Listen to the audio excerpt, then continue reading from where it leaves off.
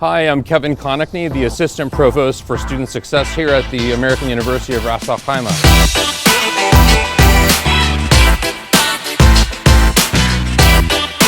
We're excited to have students joining us in just a few weeks, beginning with new student orientation on the 26th of August. And we're excited to introduce students to our green campus with amazing athletic facilities. We have many events happening this fall and into the spring, and our students will be excited to see all the activities we have planned for them.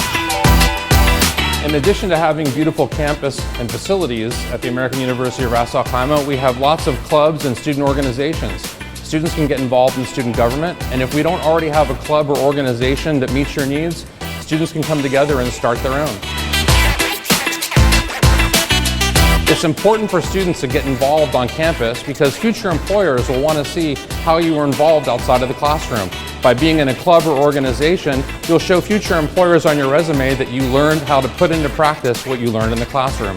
We look forward to having you on campus this fall, and we're excited to see you in just a few weeks. See you soon.